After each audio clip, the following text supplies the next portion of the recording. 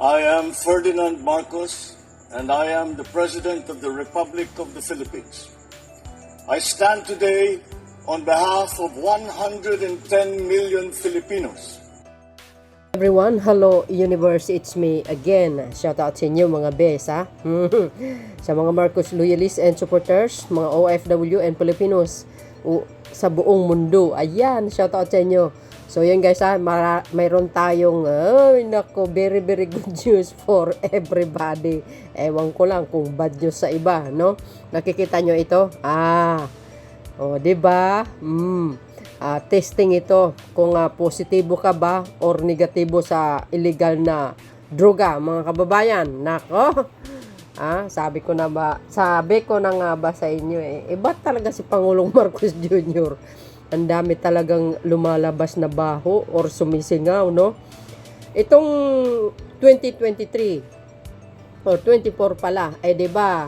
Ang Davao City, mga kababayan, ang balita 37 employees ni Pulong Duterte, ni Basti Duterte, diba positibo sa sa illegal na droga. 37 na employees yun, positibo. Big sabihin, talagang nakikita gumagamit sila ng bawal na gamot. Nakaw, mga bes, another agay. Kaya dapat ang pamahalaan, kailangan mayroong mga inspeksyon sa mga empleyado. Kung ano man ito, basahin ko po sa inyo. Tapos mayroon pa tayong another updates, guys. Dalawang video itong gagawin ko. Ito, basahin ko. Sabi ng People's Tonight, agay. Ayan, ayon sa ulat, nagpositibo ang 19 na empleyado sa isinagawang drug test. Oh my goodness, mga kababayan. Ang tindi nito. Saan banda kaya yan? Diretso.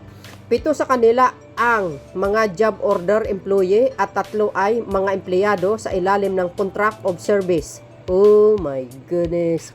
Mga adik pa lang mga tao dyan, mga bes. Hindi naman lahat, no?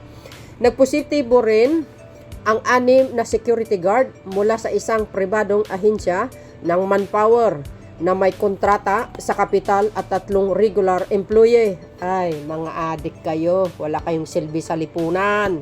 Ayan. Tuloy, marami ang nagpositibo at hindi na nirenew ang mga job order, casual at COS na nagpositibo ayon kay Attorney Refrando Diaz III, Negros Occidental Provincial Administrator. Oh my goodness. Tinatayang 1,800 na empleyado ng pamahalaang panlalawigan ang sumailalim sa drug test sa provincial capital na naglalayong tiyakin na walang droga sa trabaho. Oh my gosh. Ano bang nangyari sa mga ibang Pilipino? Ano bang gusto niyo mangyari sa buhay niyo? Ngayon, pag sinita kayo, sasabihin nyo, hindi ako gumagamit. Yan ang hirap sa inyo. Nauna ang sarap, nasa huli ang hirap. Ayan guys. Mga kababayan, shout out sa mga taga Negros Occidental. Nako mga sir. Dapat ito sa mga local government, dapat may mga drug test sa mga empleyado nyo. Mahirap ang ganito, mga kababayan. 19 government employers sa Negros Occidental positibo sa droga. Shout out sa mga taga Negros. 19 na empleyado ng pamahalaan panlalawigan ng Negros Occidental ang nagpositibo sa isinagawang surprise drug test noong December 17, 2024. Galing talaga ng DILG Panahon pa na ito, no?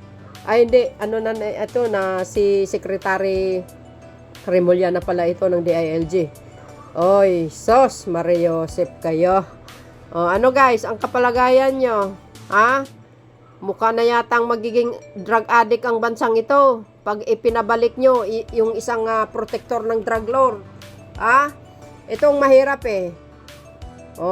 dapat itong mga ito ay bibigyan ng ng parusa. Tingnan nyo, 19 na empleyado. Saan kayo makakita niyan? Oh, kaya nga, mga kababayan, yung mga in-upload natin, ang daming droga na nasakuti.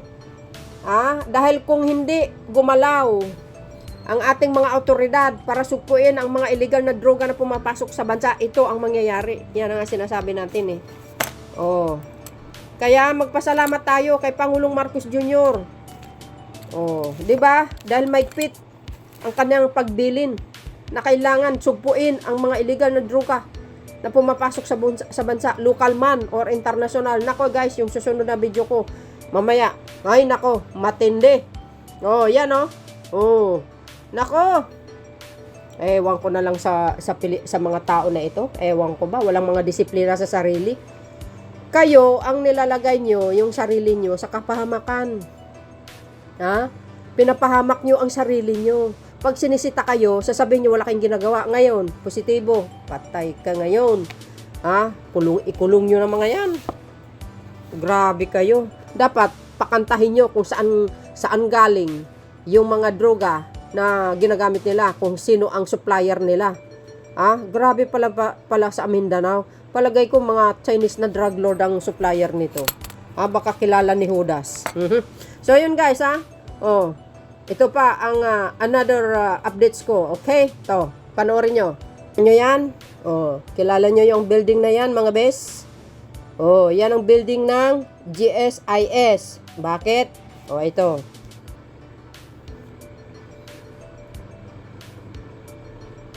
Sabi po ng Philippine Star, a branch manager of the Government Service Insurance System, GSIS, in Bayungbong, Nueva Vizcaya, has been sentenced to 21 to 38 years in prison for allegedly pocketing 8.1 million in educational policy claims. You see, sabi ko di ba guys, mas malala ang nakawan sa mababang lukalan, 'di ba? Oh, ayan. 8 million ang laki yan, mga kababayan. Wow. Grabe, sentence to 21 to 38 years. Naku talaga. Huy, ibalik nyo nga yung bitay para mas maganda. Oh, yan kasalanan kasi ni Madam Goria tinanggal niya. Oh, ayan mga kababayan. GIS manager gets 38 years for pocketing 8 million pesos pag nanakaw. Oh, ayan Maraming ahensya ng gobyerno ang magnanakaw. Di mas malala tong mga nakaraan. 'Di ba mga kababayan? Bakit ito si Pangulong Marcos Jr.